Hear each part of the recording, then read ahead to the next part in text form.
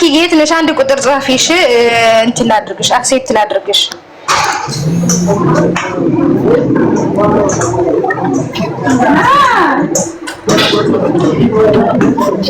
ማኪ አንድ ቁጥር ጻፊ ላስገባሽ ማሬ። አድማስ አክሴፕት በይ እንጂ ነይ ግቢ አድማስ።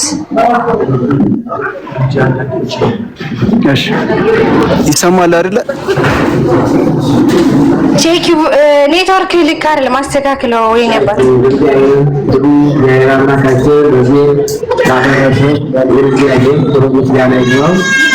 ድንጋይ በጣም እናመሰግንሻለን። በዚህ በሰል የሆነው ማህበር መርጃ እነዚህ እንደምታያቸው ወደሱ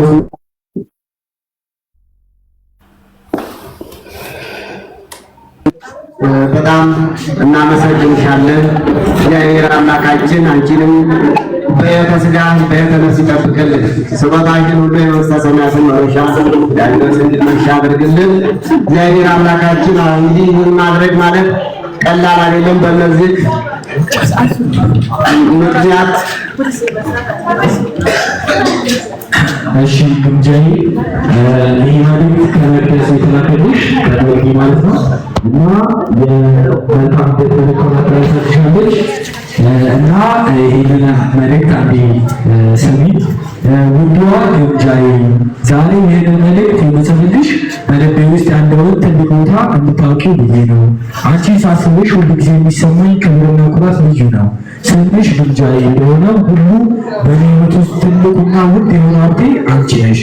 እንደ ጓደኛ ብቻ ሳይሆን በሕይወት ውስጥ ካገኘኋቸው ሰዎች ሁሉ በላቀ ሁኔታ ነው የማይሽ። ለአንቺ ያለኝ አመለካከት በጣም ትልቅ ነው። ምክንያቱም አንቺ ለእኔ የጥንካሬ ምንጭ፣ የምመካብሽና በታማኝነትሽ የምተማመንብሽ የዘላለም ጓደኛዬ እህቴ ነሽ።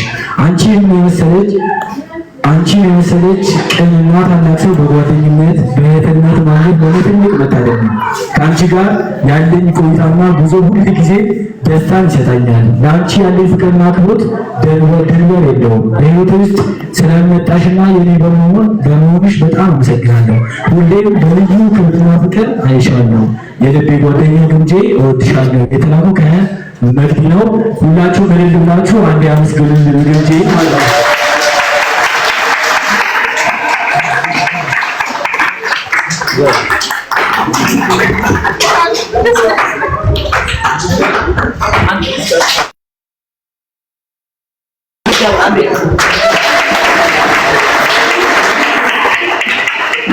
ቶሎ በይ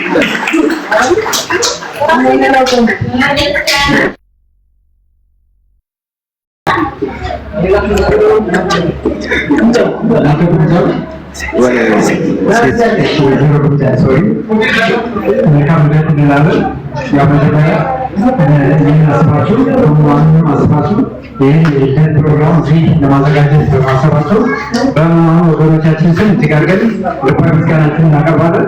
ያው ከአመሰራረቱ ጀምሮ እስቲ ስለ ሰሌው ትንሽ አጭር መግለጫ ልሰጣችሁ እወዳለሁ። በኋላ ላይም ደግሞ ትንሽ ጉብኝት ይኖረናል። ያው ከነበረን ጊዜ አንጻር መተን ጉብኝት ለማድረግ ትንሽ የተወሰነ ጊዜ ስላልነበረን ነው። ሰሌው የአእምሮውን ማመርጃ ማህበር የተመሰረተው 2008 ዓመተ ምህረት ሽንኩርት ቅዱስ ሚካኤል ላይ ሁለቱም ማህበሮችን በማስተዳደር መሰረት በአሁኑ ሰዓት ከ360 በላይ የሚደርሱ ህፃናቶች፣ ወጣቶችና አረጋውያኖች ታማሚዎች እዚህ የሚገኙበት ሁኔታ ነው ያለው። ከነዚህም ውስጥ ያው 90% የሚሆኑ ከጎዳና ላይ ቀጥታ የተነሱ ሲሆን አብዛኞቹ ያው የአእምሮ ህመምተኛ ናቸው ማለት ነው። ስለዚህ አሁን ላይ ለነዚህ ህሙማኖች የምግብ የአልባሳትና የመኝታ ድጋፍ እንዲሁም የመድኃኒት ድጋፍ እያደረግን ከፕሮግራም ላይ የሚደርሱ ህሙማኖች ከ2008 ዓ.ም ጀምሮ እስካሁን ድረስ ጊዜ ድረስ ድነው ወደ ማህበረሰቡ የተቀላቀሉበት ሁኔታ አለ። ቀጣይ ሌሎችም ያሉበት ሁኔታ ጥሩ አመርቂና ደስ የሚል ነው። የተወሰኑትን የተወሰነ ድጋፍ የሚደረግላቸው ወደ ስራ የገቡበት ሁኔታ አለ። ለምሳሌ ሴቶቹም ቢሆኑ ወደ ሽንኩርት ከተማ፣ ቀጠባ፣ ዘራ ጋገራ ብሎ ወደ ሞግዚትና ወደ ጽናት የተዘዋወሩ እነሱ የተወሰነች ማበረታቻና ድጎማ የሚሰጥባቸው ሁኔታ አለ።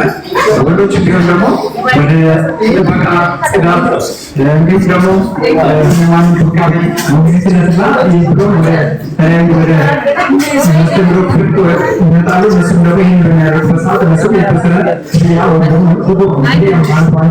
ማበረታቻ የሚሰጥባቸው ሁኔታ አለ። ስለዚህ አሁን ላይ ሰሪውን በተለያዩ በኩል ሰሪውን ድጋፍ ማድረግ ይቻላል። ለምሳሌ ከህፃናት ክፍል ብንጀምር ህፃናቶች ያው ቀን በጊዜ እና ከዛ በላይ ነገር ይሄዳሉ። የአዋቂ ማድረግ ያስፈልጋል፣ ዋይፕስ ያስፈልጋል። ፍራፍሬዎች እንደ ማንጎ፣ ፓፓያ፣ ሙዝ፣ አቮካዶ የመሳሰሉ ያስፈልጋሉ። ወተት ያስፈልጋል፣ እንቁላል ያስፈልጋል። እነዚህ ግብአቶች ያስፈልጋሉ። ከዛ በተጨማሪ ወደ ኩሽና ስንመጣ ደግሞ በርበሬ፣ ሽሮ፣ ምስር፣ አተር የፓስታ ውጤቶች ለምሳሌ ማለት ይቻላል። ምስር፣ አተር፣ ዘይት፣ ስኳር የመሳሰሉ ግብአቶች ከእነዚህ በኩል ራሱ ድጋፍ ማድረግ ይቻላል ማለት ነው። ሩዝ፣ መኮረኒ፣ ፓስታ የመሳሰሉትን ድጋፍ ማድረግ ይቻላል ማለት ነው።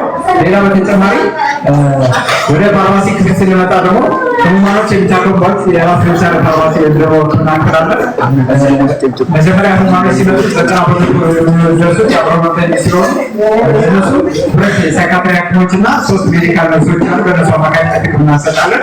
እነዚህ ሐኪሞች የመጀመሪያ ደረጃ እርዳታ ወይም ሕክምና የሚሰጧቸው ናቸው። አሰልቺ የማከም ስራ እንሰራለን ማለት ነው። ለምሳሌ ግሉኮስ፣ ኦክሲጅን ወይም ደግሞ ፈረስታ የመሳሰሉትን ሕክምናዎች እንሰጣለን። ከዛ በተጨማሪ ወደ ሆስፒታል ከኛ ቅመራ የሆነ ወደ ተለያዩ የመንግስት ሆስፒታሎች ጳውሎስ አማኑኤል አቤትና የካቲት ሆስፒታል እየወሰድን እንዲሁም አማኑኤል ሆስፒታል፣ ጴጥሮስ ሆስፒታል የመሳሰሉት እየወሰድን እናሳልፋለን ማለት ነው። ይህንን በምናደርግበት ጊዜ ከኛ የሚጠበቁ ነገሮች ይኖራሉ። ለምሳሌ የሕክምና ቁሳቁስ ማሟላት፣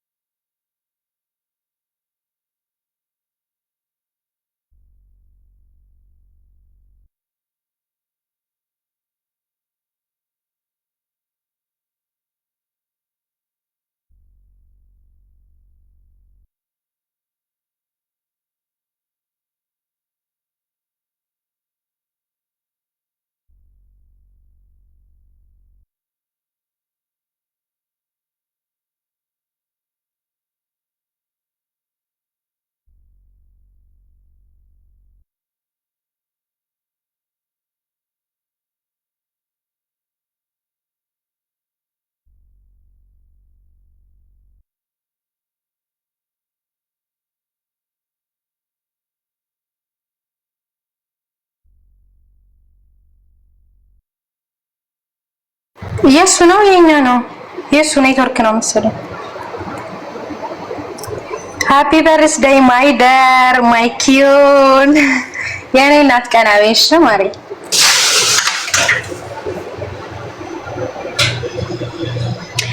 ማኪ ካለሽ አንድ ቁጥር ጻፊ ላስገባሽ። ባታወሪ እንኳን ገስት ገብተሽ ተቀመጪ። የኔ እናት ማኪ አንድ ቁጥር ጻፊሽ።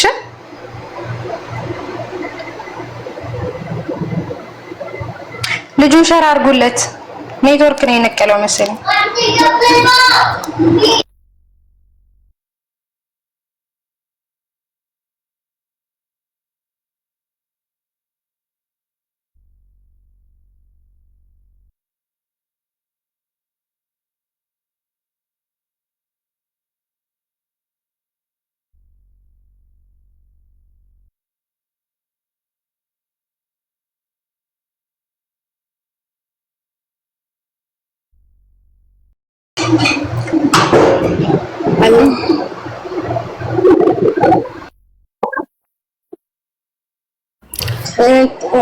በቃ ቀናቤሽ እናቴ ቴክ ቬራ ነው። ቴክ ቬራ ካለ አንድ ቁጥር ጻፈሽ ላስገባ።